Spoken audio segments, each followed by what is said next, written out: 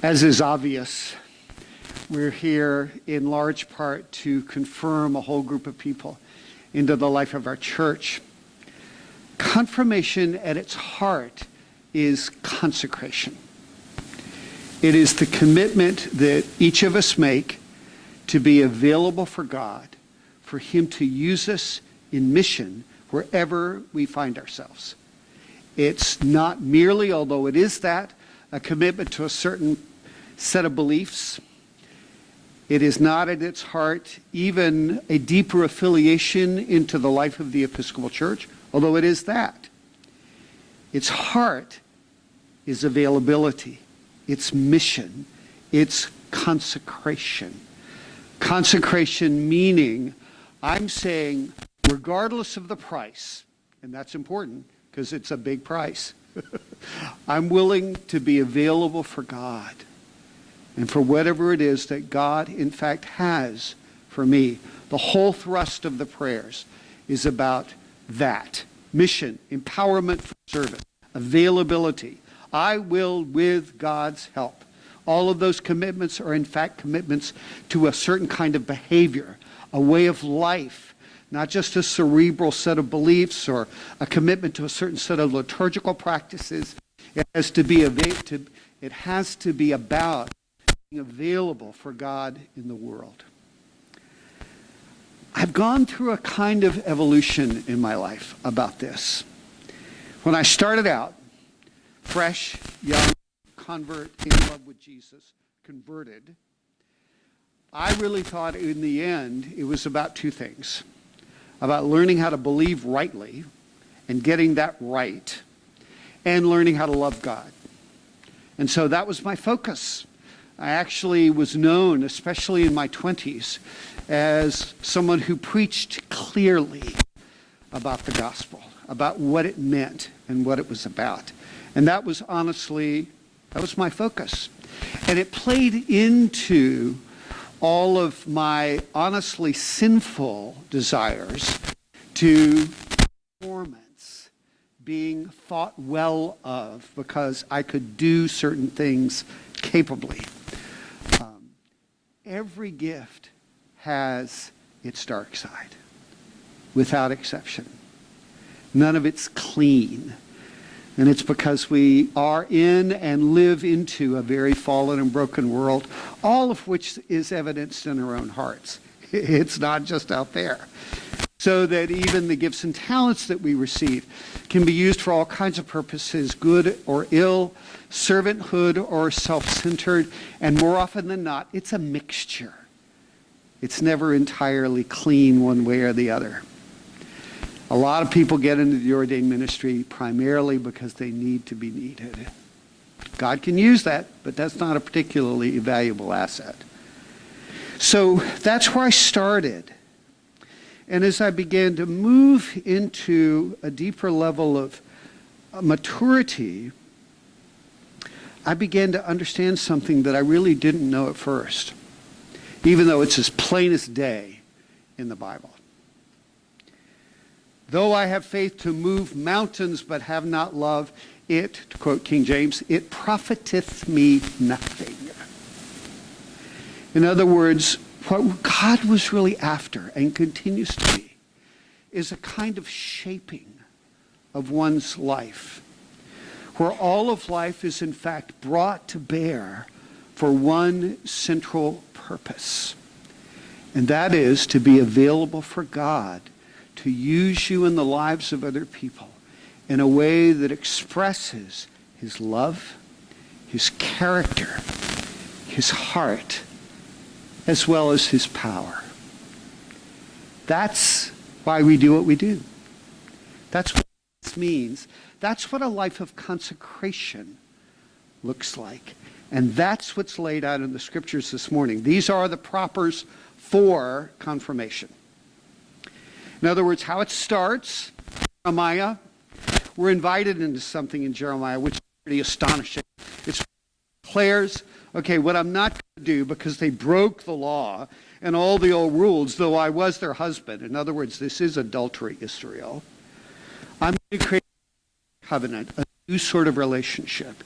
And it will be a relationship based on forgiveness, for I will remember their sins no more. And it will be based on knowing.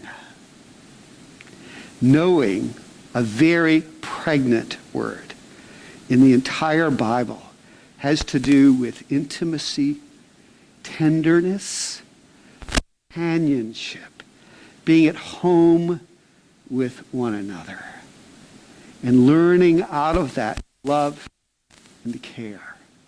That's knowing. And that is the gift that God gives us as members of this new covenant, is to be invited into a life where forgiveness is already being offered. So it's never about measuring up. And instead, it's about knowing. Knowing him. Learning how to live into him. And he into us. Learning what it means to live out of that kind of life. Because it is that kind of life that invites us into what Paul describes in Galatians as living by the Spirit. Living by the Spirit is knowing as an action word. They are deeply and intimately connected. In other words, to live out of the Spirit of God is not just a question of being available to hear his voice, although it is that. It's not just being able to be a channel that God uses to manifest the gifts of the Spirit and his power, although it is that too. It is actually, in the end, the capacity to, out of that knowing, to express that knowing in a way that draws other people to Christ, into that same kind of knowing relationship. And to do that really does require a central and deeply committed commitment to consecration. Walk in the Spirit. Do not gratify the desires of the flesh.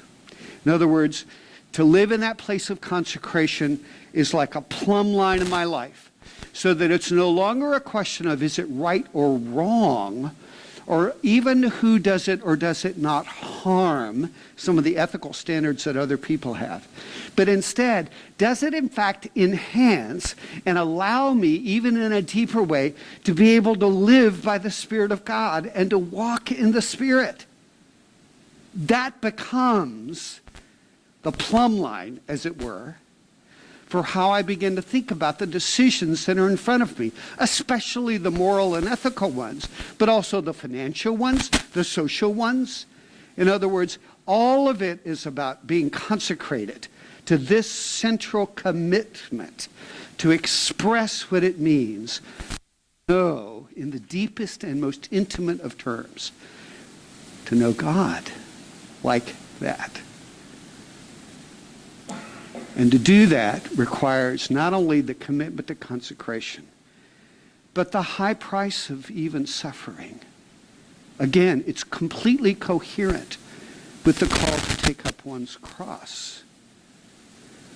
Because to live in that kind of open-hearted life means you suffer. Even the things on the TV will wound you, because your heart is being tenderized to something that is entirely different in its whole ethos. A friend of mine posted on Twitter not too long ago that he's now in ordained ministry, but he was working in a business at the time. And because he was doing really well, his boss sent him to what he thought would be a terrific management seminar. And it was all about leadership and expanding your capacities as a leader. Guess who the key speaker was? Rudy Giuliani. What he heard out of the then mayor of New York's mouth was a call to power. How to manipulate and get other people to get what you want. You have more within you than you could even begin to imagine. He did everything but quote the Old Testament. You are God's. But that's really what he was trying to say. My friend was so disturbed by what he heard.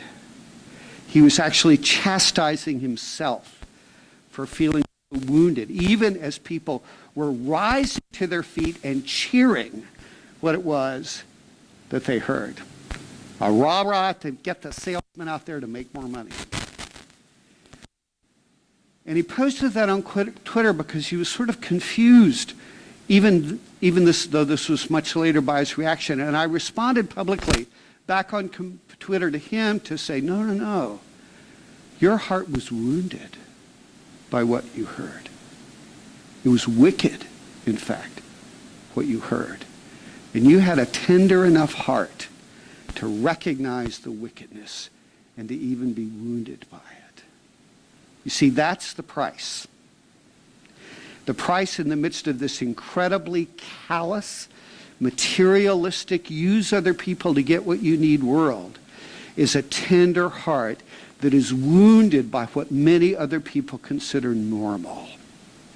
The cross that one bears in the end, tied directly to this consecration, is a cross that says, my heart is going to be open, my hands are going to be opened, even if they are wounded in the process. You don't have to think martyrdom to think of the cross. It just thinks it can even mean living open-hearted in the normal life that is 2020 in the United States of America. I will with God's help. So, sisters and brothers, this to which you are saying yes is enormous. It is a life commitment. It will change everything about you. And you'll be able to say, actually, before it's all over, thank God, I need changing. But please do not minimalize it, to think of it just merely as the next step in your life into the Episcopal Church.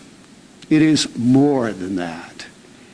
It is saying, with God's help, an unqualified yes to God, to a life of consecration, being available wherever you are, or even your own emotional state, for God to use you for his purposes in the lives of other people. Amen.